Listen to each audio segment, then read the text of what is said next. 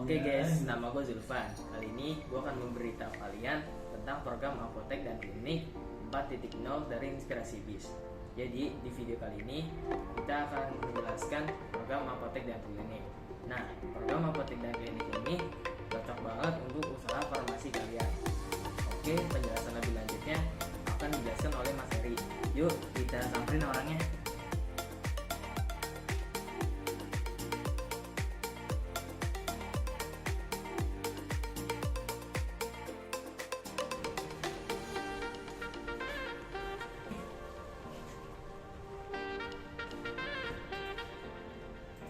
Nah ini Mas Heri nih. Mas, tolong jelasin fitur-fitur apotek dan klinik. Apotek dan klinik. Itu apa Pak Timo? Iya. Oke, gampang lah. Yuk sini. Ya. Oke, dengan saya Heri ya. Kali ini kita akan membahas tentang program apotek dan klinik nih. Apa itu program apotek dan klinik dan kira-kira kenapa kita perlu program itu? Gitu. Oke. Jadi program klinik dan apotek adalah program komputer untuk mengolah obat dan barang yang dijual dan dibeli pada apotek. Gitu. Oke. Program ini dilengkapi fitur-fitur klinik.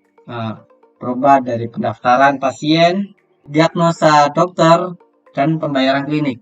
Nah, kenapa kita perlu memiliki software apotek dan klinik untuk klinik-klinik Anda gitu? Yang pertama adalah Anda dapat dengan mudah mengelola data obat, data pasien, mungkin secara berobat pasien, terus menyiapkan obat dari kayak racikan, termasuk juga dapat mengelola keuangan apotek dan klinik sampai menghasilkan laporan laba, rugi, dan neraca.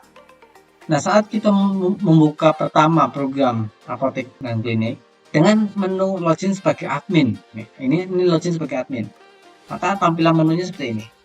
Jadi di sini ada menu bar ya, ada menu master data, persediaan, pembelian, penjualan, klinik, akuntansi, laporan, dan pengaturan gitu. Nah, di master data itu berhubungan tentang master seperti master data obatnya di sini kayak kode itemnya, kode barcode-nya yang dari supplier, nama barangnya, stoknya, rak atau tempat penyimpanannya gitu kan. Terus jenisnya obat, merek, harga pokok atau harga modal di sini, harga jual, terus tipe obatnya. Di sini ada ya inventory, ada resep gitu kayak gitu. Terus ada stok minimum untuk reminder, kan keterangan, dan ada settingan itemnya kayak gitu. Terus ada kayak data supplier nih, data supplier kita belinya nanti di mana. Terus ada data pasien siapa aja gitu kayak gitu. Terus ada data dokter yang bisa nanti siapa aja di situ. Oke, terus ada spesialis, ada tarif-tarifnya ya, tarif umum itu dia begitu dia periksa untuk yang umum dia dapat kena fee berapa gitu kayak gitu. Nah, terus ada persediaan. Di sini persediaan ini untuk opname-nya ya. Jadi kayak contoh obatnya kan perlu data obatnya kan perlu di opname yang awal-awal gitu. Terus ada stok opname, stok pencatatan awal gitu kayak gitu. Terus ada data ekspeditifnya kayak gitu, ekspeditif obatnya kan kayak gitu. Ada item masuk, item keluar nanti. Nah, pembelian ini untuk modul untuk beli obat ke supplier gitu kan, gitu. Untuk menambah stok otomatis dong gitu. Nah, di situ di dalam pembelian juga nanti ada kayak utang piutang, data belinya apa aja, terus rektur pembelian, terus ada daftar pembayaran hutang gitu kayak gitu. Nah, terus ada modul yang penjualan ini untuk apoteknya, untuk modul apotek ini untuk modul apotek. Jadi ada kayak pesanan penjualan, daftar penjualan, nah ini kayak gini. Terus ada modul kasirnya, nanti ada di sini ada daftar pembayaran. Ini kalau mungkin ada pasien yang tempo tapi mungkin jarang ya untuk apotek, kayak penjualan, oke. Nah, sekarang ada modul klinik. Nah, ini modul klinik itu ada kayak registrasi pasien, diagnosa dokter, pesanan, resep dan obat. Terus ada kasir klinik. Jadi ada dua kasir di sini, ada kasir apotek dan kasir klinik. Nanti itu dibedakan itu berdasarkan cara transaksinya gitu kayak gitu. Jadi kalau penjualan apotek ya hitungannya seperti minimarket aja seperti biasa, ada orang beli obat apa, sakit apa langsung kita kasih obat udah kelar gitu seperti itu. Atau sistemnya pakai cleaning, jadi periksa dulu, diagnosa, kasih resep, setelah itu baru transaksi gitu ya gitu. Oke. Terus ada akuntansi. Nah, akuntansi ini di sini untuk pengelola uang.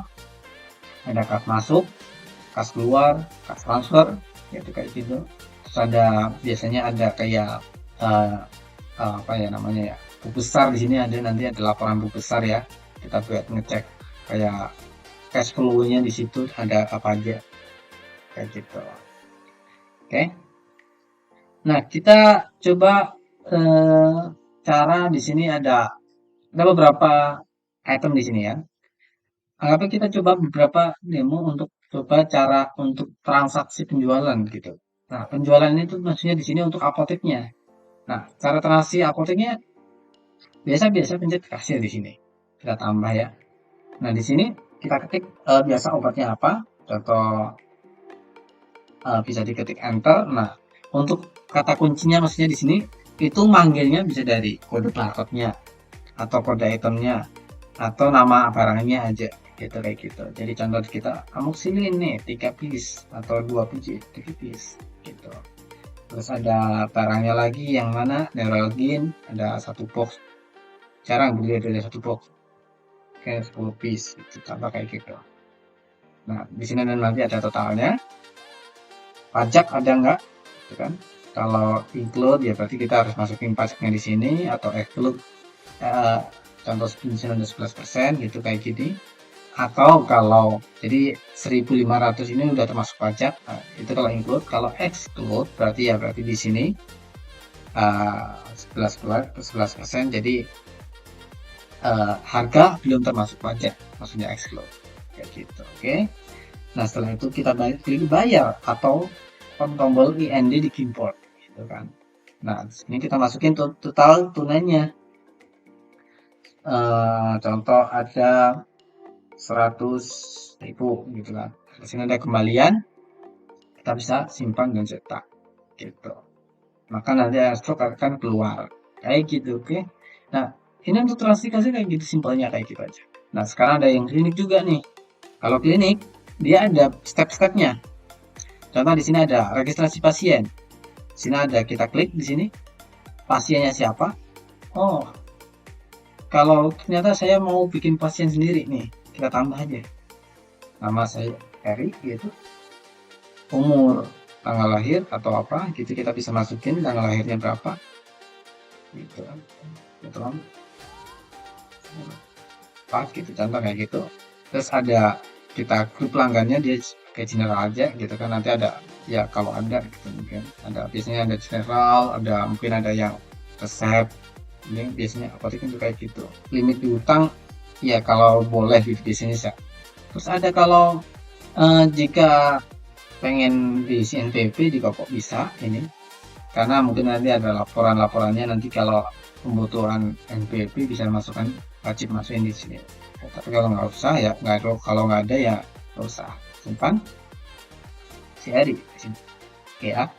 Dokternya nih, sekarang dokter siapa yang menanganinya di situ. Di sini kita masukin Dr. Richard.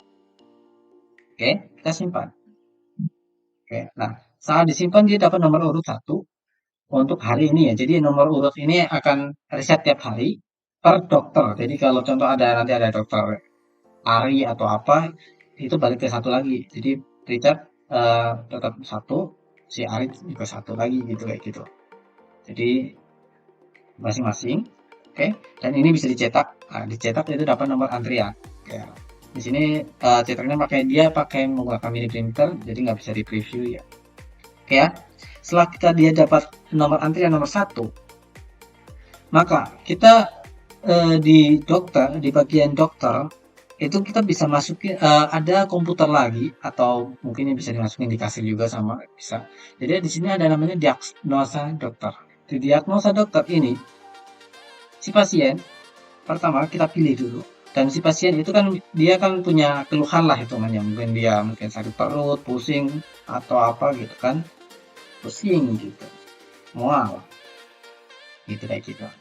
Jadi kita terserah dia mau isi keluhannya kenapa aja. Nah, terus di sini kita bisa masukkan data info pasiennya. Jadi seperti di sini kita bisa tambahin aja kode baru di sini kayak mungkin tensi,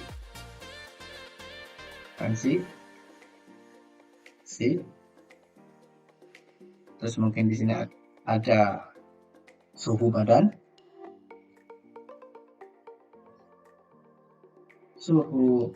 badan, oke, dan lain-lain. Nanti ada mungkin apa ya yang diperiksa, mungkin ada cek darah gitu kan ya, apa namanya yang cek darah apa. Nah, jangan nanti bisa diisi masing-masing ya. Contoh kita masukin tensi dulu, tensinya mungkin 80/100, oke. Dan suhu badan ternyata dia tinggi juga, ternyata 39 derajat kayak gitu. Nah, di bagian tindakan di sini si dokter bisa melakukan di bagian diagnosa dokter ini, si dokter itu bisa melakukan namanya data tindakan. Nah, data tindakan ini maksudnya adalah tindakan-tindakan apa yang dilakukan oleh dokter, dan tindakan itu dapat harganya gitu, contoh seperti itu. Nah, contoh di sini karena belum ada, kita buatin aja sih. Contoh di sini kita tambahin aja.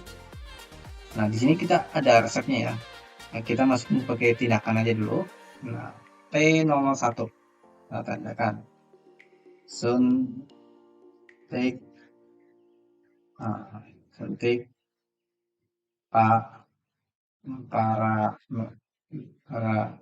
paracetamol.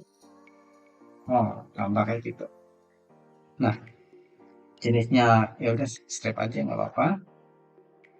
Dalam pusing ya, satuan dasarnya ya terpis aja nggak apa-apa. Nah, di sini ada harganya ya, harga jual. Maksudnya di sini setiap suntik ada berapa harganya, mungkin 20.000 kayak gitu. Oke, nah simpan, selesai. Suntik paracetamol. Jadi ya kita pusing mual, nah kita suntik ya.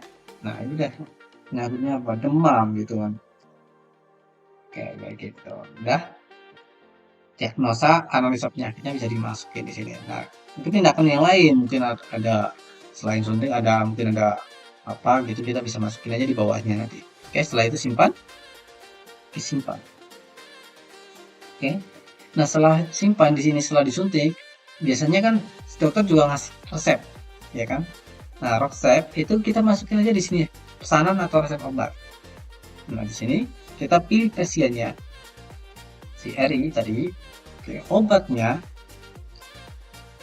contoh ada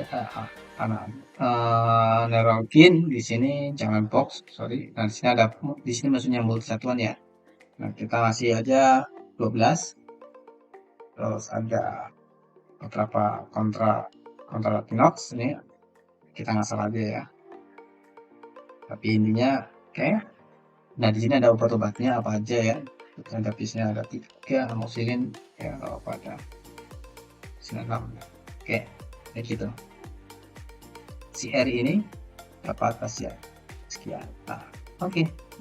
Setelah simpan, maka di bagian kasir nanti ada bagian khusus kasir. Si kasir cukup kalau udah kelar, kan biasanya kan tutupnya satu jalur ya, itu kan ya. Nah, tinggal si kasir itu panggil aja si R. Nah, jadi akan ketahuan totalnya. Jadi berapa, ada admin kliniknya. Jadi walaupun sakit ya sakit, kalau udah berkunjung terus ada periksa ya langsung dapat ya. Tarif dokter spesialis kandungan, ini salah ini, sebentar. Saya di sini ada spesialis. Oh ya, nah, data dokter. Nah, si Richard ini spesialisnya umum. Nah, simpan. Nah, oke, kita ulangi, ditutup dulu, kita ulangi. Oke. Di data kasir ya, klinik, kasir di sini, kita tambah. Pilih Heri. Nah, kayak gini kan. Tarif dokter umum, totalnya 177. Oke ya. Klik bayar, totalnya masukin 200.000. Oke ya. Simpan cetak. Kayak gitu. Lanjut udah kayak gitu aja sih prosesnya. Oke. Sebentar kita pause dulu.